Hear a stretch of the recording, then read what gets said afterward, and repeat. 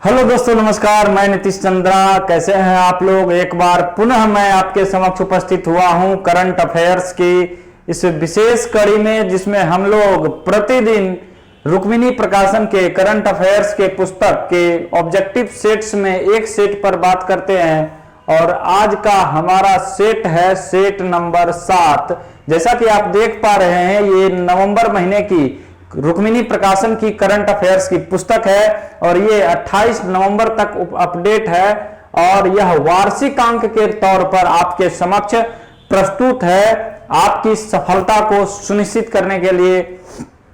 ठीक है, और इसमें जो 30 सेट्स ऑब्जेक्टिव्स के दिए गए हैं, प्रत्येक सेट्स में 20 प्रश्न हैं और 30 सेट्स जो दिए गए हैं, इसमें जनवरी से नवंबर तक के बेहद ही महत्वपूर्ण प्रश्नों का संग्रह किया गया है, जो कि हर एक प्रश्न आपको पढ़ने के बाद ऐसा लगेगा कि एग्जाम में यही पूछा जाएगा।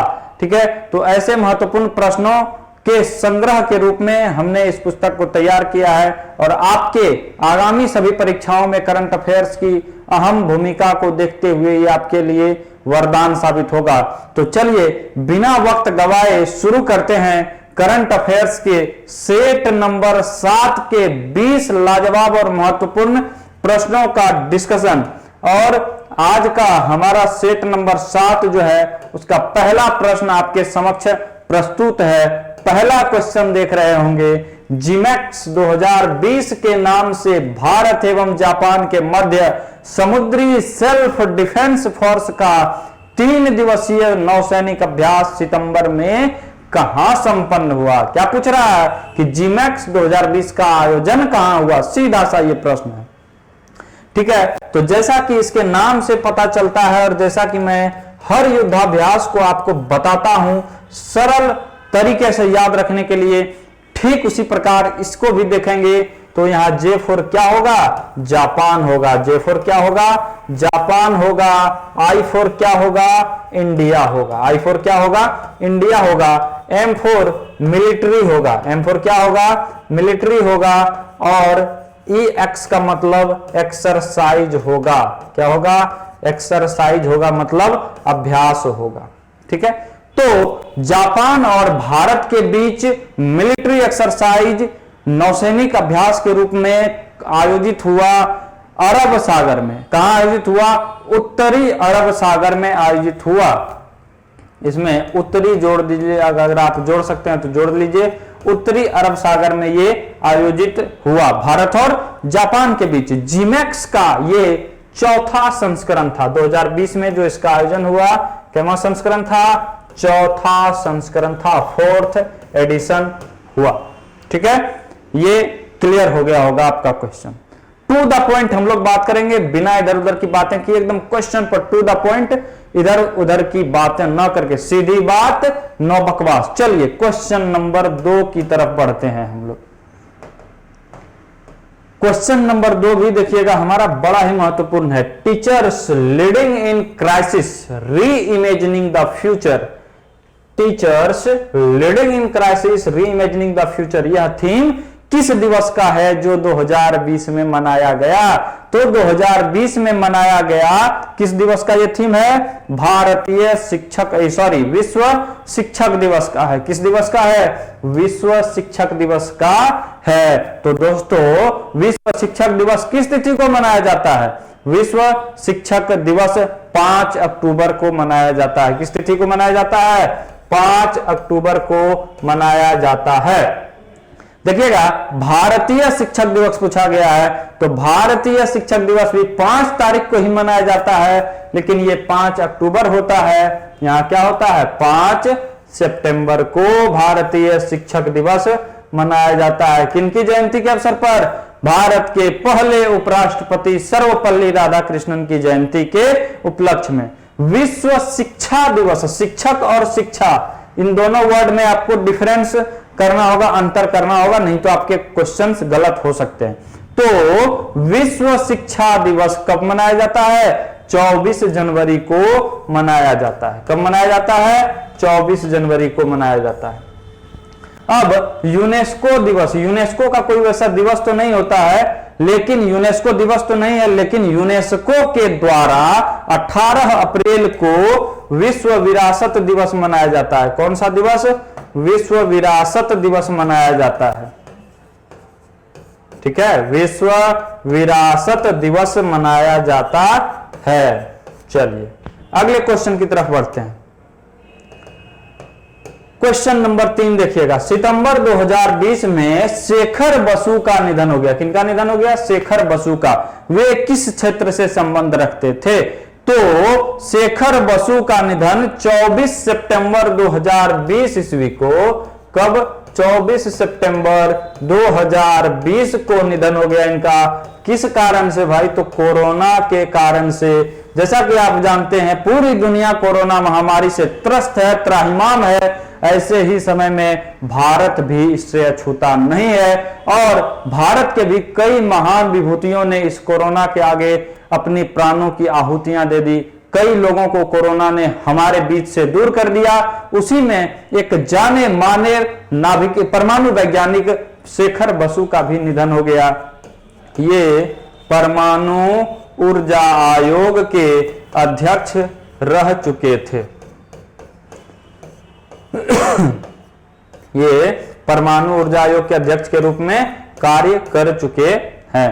तो इनका संबंध किस क्षेत्र से हो गया? इनका संबंध विज्ञान के क्षेत्र से हो गया। ठीक है, चलिए अगले क्वेश्चन की तरफ बढ़ते हैं। अगला क्वेश्चन है हमारा क्वेश्चन संख्या 4। विदेश मंत्री एस जयशंकर के द्वारा लिखित पुस्तक है। पिछले डिस्कशन में भी जब हमें पुस्तक और लेखक से संबंधित एक प्रश्न में याद करेंगे आप ठीक से, तो एस जयशंकर विकल्प में था, तो हमने इनकी पुस्तक के बारे में आपको बतलाया था। तो विदेश मंत्री एस जयशंकर की पुस्तक है the India way, strategies for an uncertain world. ये क्या है? इनके पुस्तक का नाम है और एस जयशंकर भारत के क्या हैं? विदेश मंत्री हैं। अब विकल्प में आपके अन्य जो पुस्तक हैं, a time of mercy, a time of mercy के लेखक याद रखिएगा जॉन ग्रीशाम है। कौन है? John Grisham a time of mercy के लेखक हैं। उसके बाद एक और पुस्तक है आपका फॉल अगेन राइज अगेन। इस पुस्तक के लेखक संदीप अग्रवाल हैं। फॉल अगेन राइज अगेन पुस्तक के लेखक कौन है? संदीप अग्रवाल हैं। ठीक है, चलिए अगले क्वेश्चन की तरफ बढ़ते हैं। AIFF ने पुरुष emerging footballer of the year का पुरस्कार 2020 में किसे प्रदान किया है?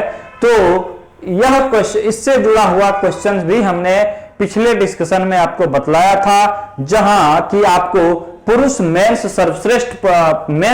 सर्वश्रेष्ठ फुटबॉलर ऑफ द ईयर का पूछा गया था। वहां विकल्प में आपको एमर्जिंग का था, विकल्प में था अनिरुद्ध थापा। तो हमने आपको बतलाया था कि इनको emerging player of the year का अवार्ड दिया गया है। किसका? 2019-20 सेशन का emerging footballer of the year का अवार्ड किसको?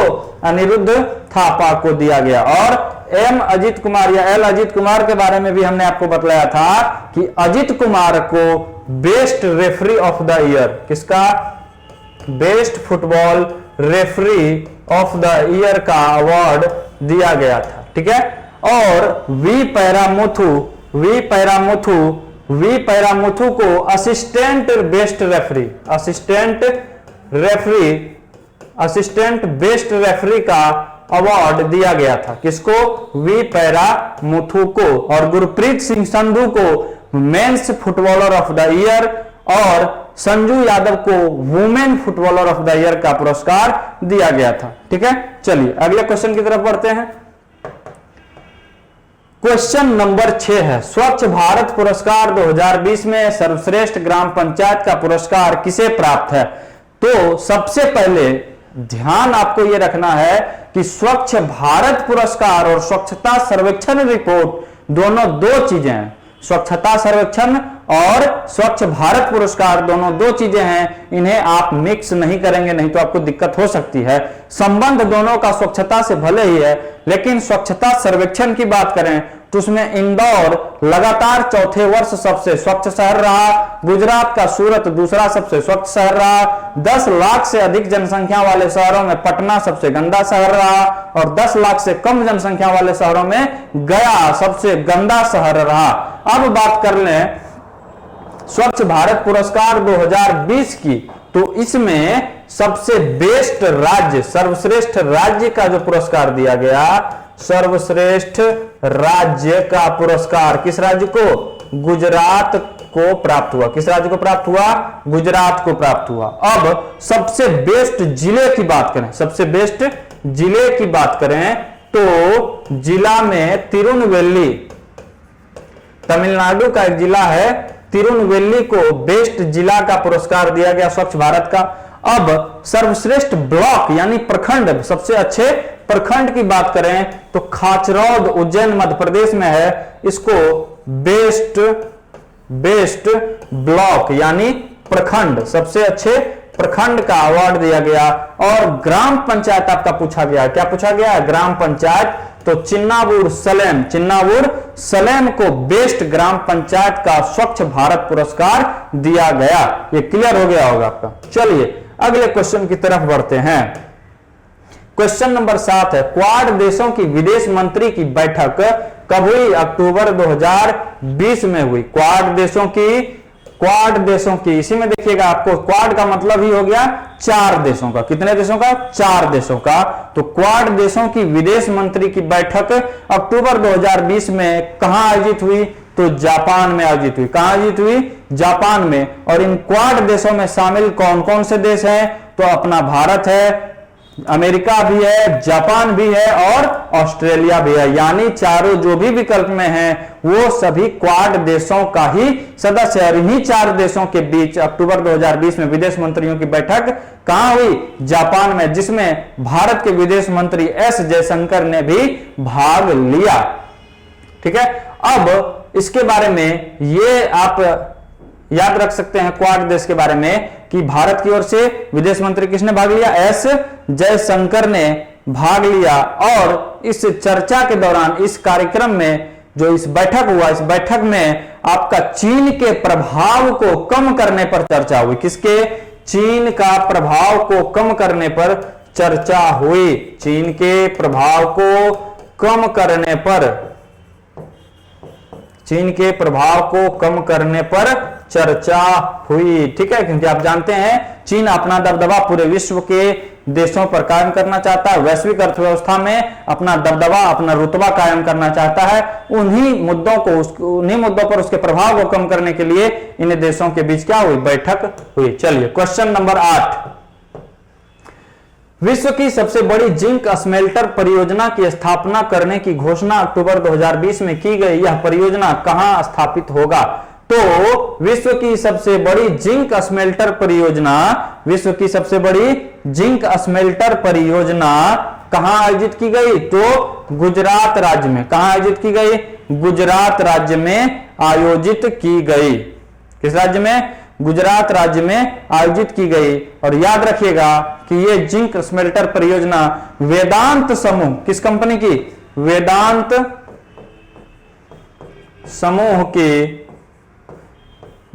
समूह की हिंदुस्तान जिंक लिमिटेड के द्वारा स्थापित किया जाएगा। किसके द्वारा? वेदांत समूह की हिंदुस्तान जिंक लिमिटेड के द्वारा यह स्थापित किया जाएगा। ठीक है, तो यह कहां स्थापित किया जाएगा? गुजरात में। और इसकी क्षमता जो होगी 300 किलो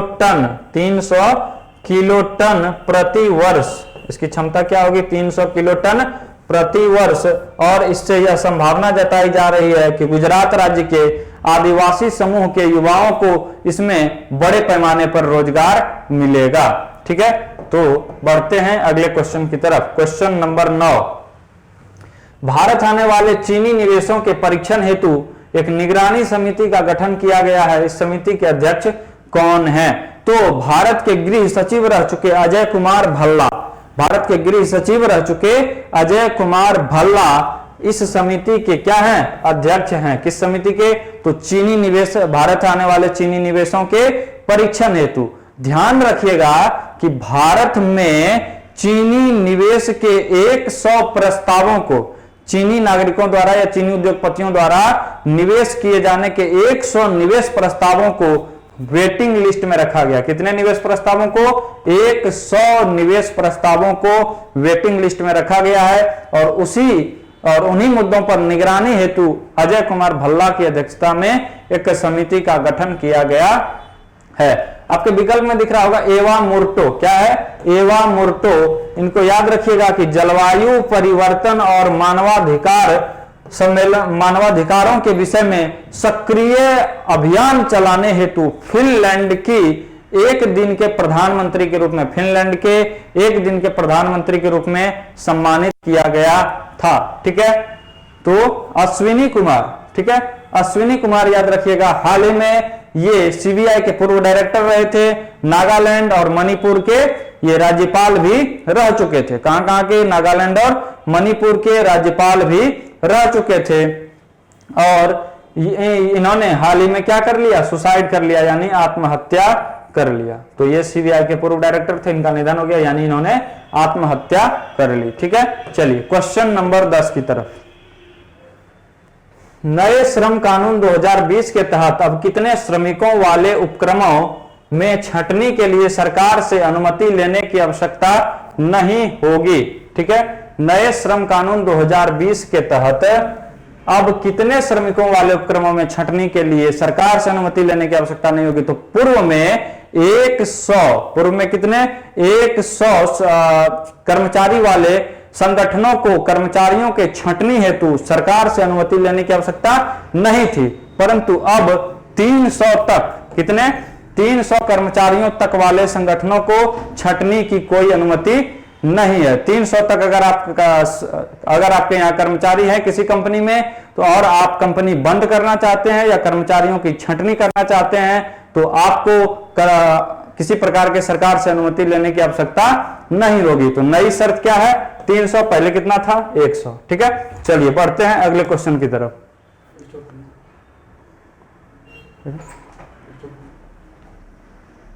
और क्वेश्चन नंबर 11 है हमारा, क्वेश्चन नंबर 11, कृषि क्षेत्र में सुधार के लिए 2020 में 3 नए अधिनियम को पास किया गया, उसमें शामिल नहीं है।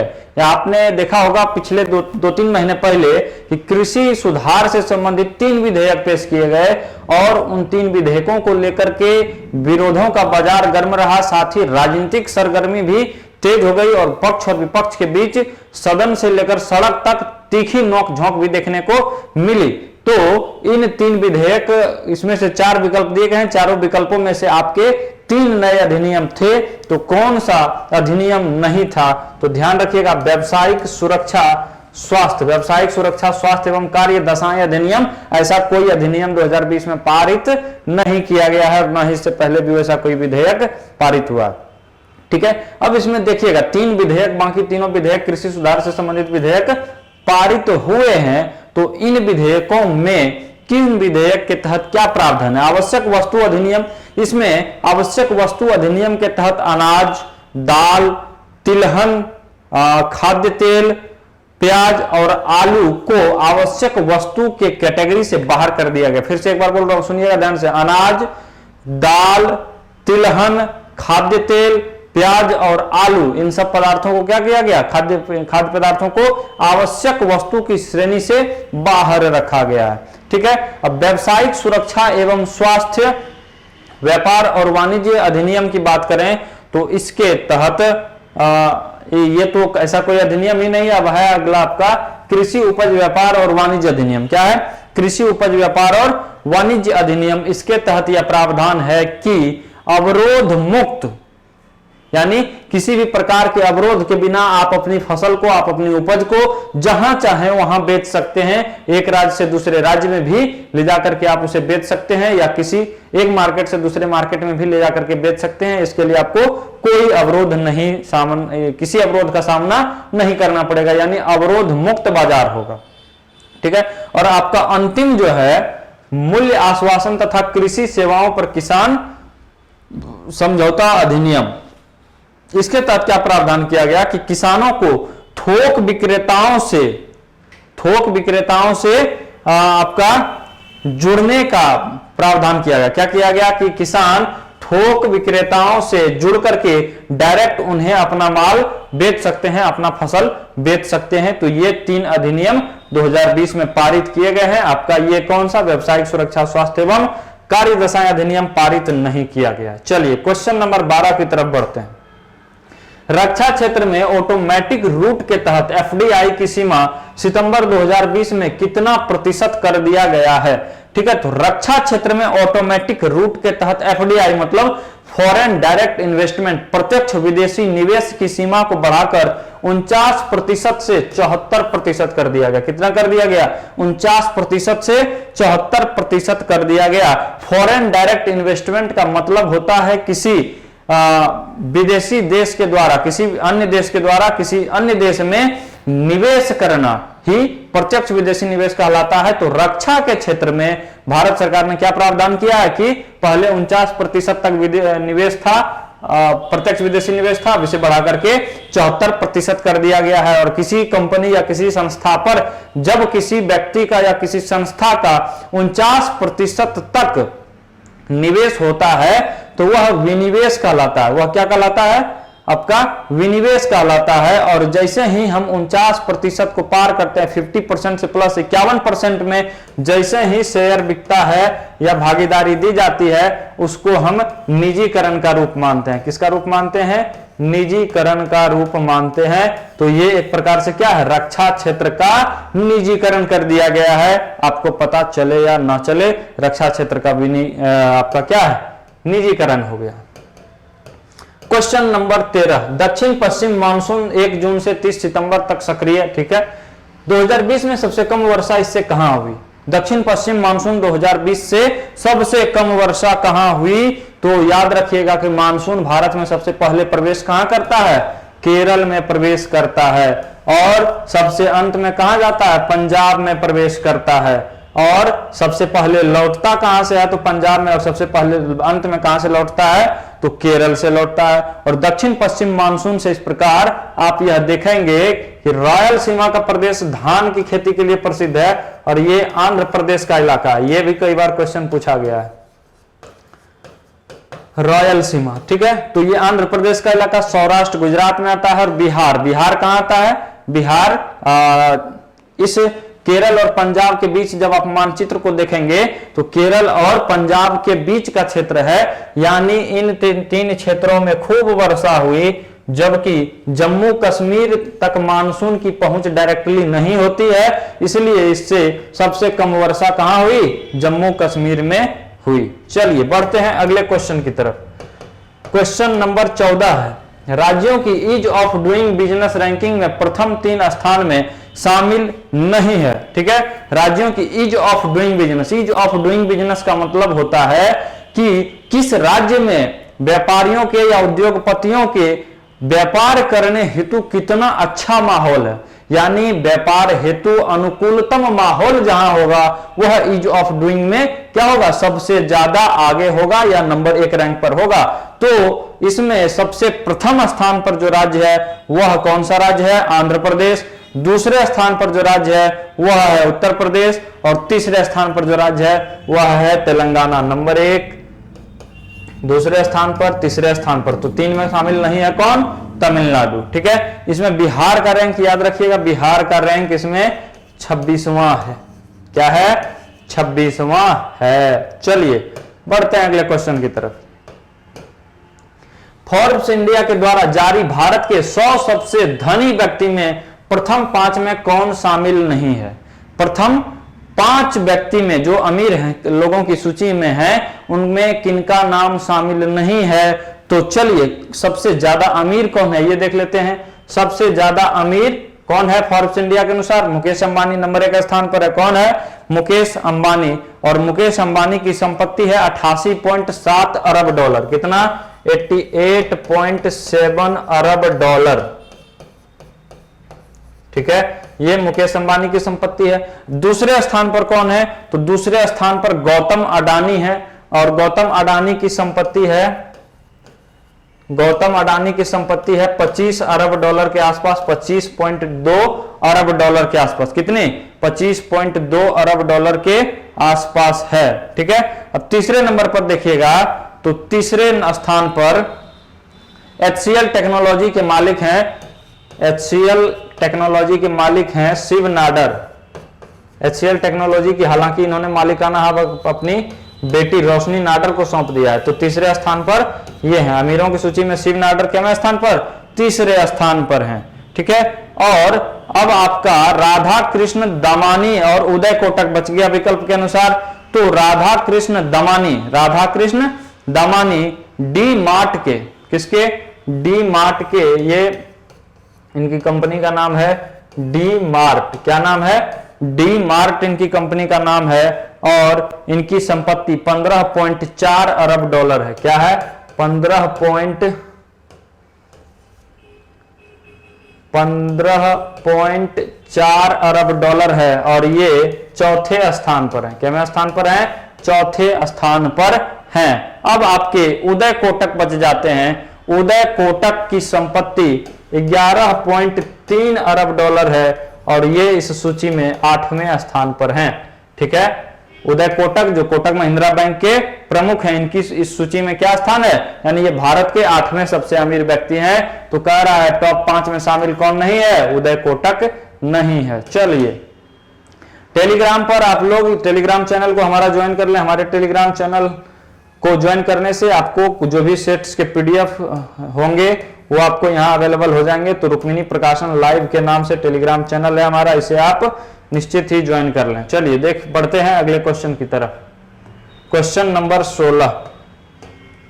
क्वेश्चन नंबर 16 है 2020 में जिन 14 उत्पादों का GI टैग प्राप्त हुआ है उसमें कौन शामिल नहीं है? ठीक है, तो कौन शामिल नहीं है? दरअसल इसमें 2020 के GI टैग नहीं बल्कि 2019 के GI टैग प्राप्त वस्तुओं का विकल्प दिया गया है। सबसे पहले याद रखिएगा, दार्जिलिंग की चाय ये भारत का पहला उत्पाद है जिसे GI टैग प्राप्त हुआ था। और GI टैग वैसे वस्तु को प्राप्त दिया जाता है जो अपने क्षेत्र में उत्पाद की गुणवत्ता एवं अलग पहचान रखते हैं। जिस उत्पाद की गुणवत्ता और पहचान अलग ही कुछ होती है वैसे उत्पादों को GI टैग दिया जाता है। और किसी भी वस्तु को GI टैग कितने वर्ष के लिए दिया जाता है? 10 वर्ष के लिए दिया जाता है। कितने वर्ष के लिए? 10 वर्ष के लिए GI टैग दिया जाता है।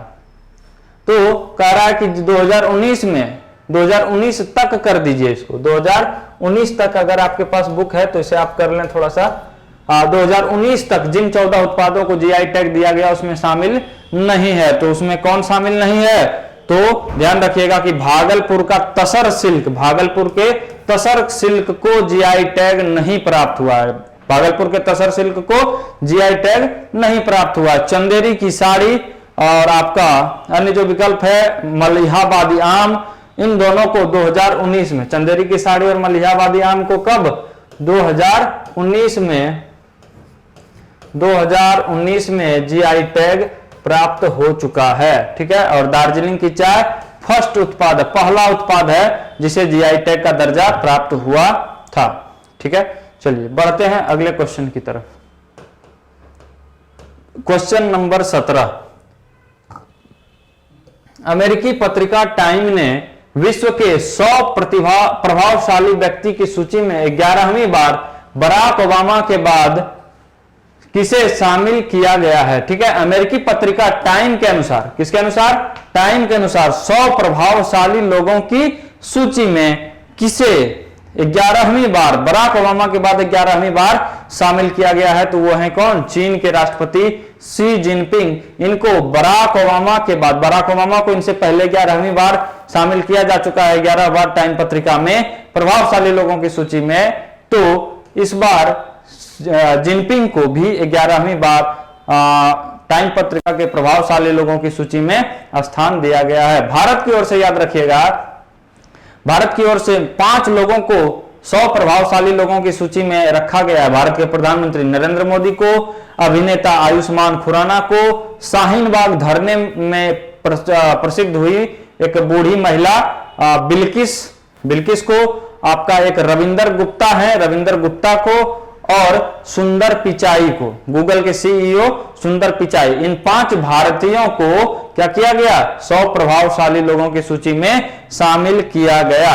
ठीक है, चलिए अगले क्वेश्चन की तरफ बढ़ते हैं। क्वेश्चन नंबर 18, यूएनओ की 75वीं वर्षगांठ पर आयोजित बैठक में महासभा की अध्यक्षता किसने किया? यूएनओ की 75वीं वर्षगांठ पर, जैसा कि आप जानते हैं 2020 में यूएनओ की 75वीं वर्षगांठ मनाई गई, 75वीं वर्षगांठ 2020 में मनाई गई, और इस अवसर पर बैठक जो आयोजित हुआ उसमें महासभा की अध्यक्षता वोल्कन बोजकिर द्वारा, किसके द्वारा? वोल्कन बोजकिर के द्वारा की गई। ये कहां के रहने वाले हैं? तो ये तुर्की के हैं। वोल्कन बोजकिर कहां के हैं? तुर्की के हैं। तिजानी मोहम्मद बंदे जो देख रहे हैं ये 74वें सत्र के अध्यक्ष थे, 74वें सत्र के अध्यक्ष थे, यानी पिछले वर्ष ये क्या थे? अध्यक्ष थे। ठीक है, हिलेरी क्लिंटन अमेरिका की नेता है, शेख अल अहमद का भी नाम, शेख अल अहमद कुछ वैसा इंपॉर्टेंस है नहीं। चलिए अगले क्वेश्चन की तरफ बढ़ते हैं। क्वेश्चन नंबर 19, फ्रांसीसी ओपन टेनिस 2020, फ्रांसीसी ओपन टेनिस 2020 महिला वर्ग की विजेता, आप जानते हैं पुरुष एकल वर्ग, महिला एकल वर्ग, मिश्रित युगल इत्यादि 4-5 श्रेणियों में टेनिस की प्रतियोगिता का आयोजन होता है। इसमें से महिला एकल वर्ग की विजेता पूछा जा रहा है आपको, तो पोलैंड की ईगा स्विटेक, कहां की? पोलैंड की, पोलैंड की ईगा स्विटेक ने सोफिया केनिन, अमेरिका की सोफिया केनिन को हराया। किसको हराया? Sofia Kenin. ये कहां की हैं? तो अमेरिका की हैं, यूएसए की हैं। तो अमेरिका की सोफिया केनिन को हराकर ईगा स्विटेक ने सबसे कम उम्र की महिला एकल वर्ग की खिताब जीतने वाली, फ्रांसीसी ओपन खिताब जीतने वाली महिला बनी है। ये कौन? ईगा स्विटेक फ्रांसीसी ओपन का महिला एकल वर्ग का खिताब जीतने वाली सबसे कम उम्र की महिला बन गई है। ये कहां की हैं? तो पोलैंड की हैं। और पुरुष ओपन के बारे में याद रखिएगा, तो फ्रांसीसी ओपन के पुरुष एकल खिताब की बात करें तो यह जीता कौन? राफेल नडाल ने जीता नोवाक जोकोविच को हरा करके। ठीक है, चलिए अगले क्वेश्चन की तरफ बढ़ते हैं। क्वेश्चन नंबर 20, भारत सरकार ने गांधी जयंती पर किस देश को 41 एम्बुलेंस उपहार में दिया? किस देश को? किस देश को दिया? तो नेपाल को दिया। किस देश को दिया? नेपाल को। जानते हैं नेपाल हमारा मित्र राष्ट्र है, भले ही ये भी कुछ दिन पहले इन्होंने हमें आंख दिखाने का भी साहस किया था, लेकिन इनकी चली नहीं, और फिर भी हमने अपनी मित्रता का संदेश देते हुए गांधी जयंती के अवसर पर शांति का प्रसार करते हुए भारत की ओर से 41 एम्बुलेंस नेपाल को क्या दिए गए? उपहार स्वरूप दिए गए। और ये वो एम्बुलेंस 41 एम्बुलेंस नेपाल के 29 जिलों में, नेपाल के 29 जिलों में कार्यरत एनजीओ, जितने भी नेपाल के 29 जिलों में कार्यरत एनजीओ हैं, उन एनजीओ के माध्यम से सेवा प्रदान करेंगे। ठीक है, तो नेपाल को भारत ने क्या किया? 41 एम्बुलेंस उपहार में दिए।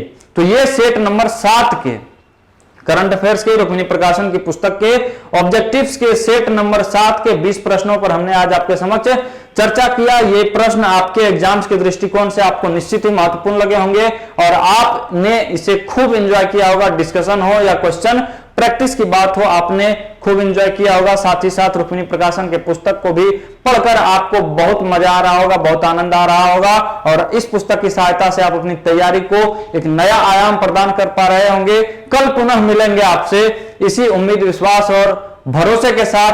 आज आपसे विदा चाहते हैं, कल पुनः मिलेंगे। तब तक के लिए जय हिंद, शुभ रात्रि।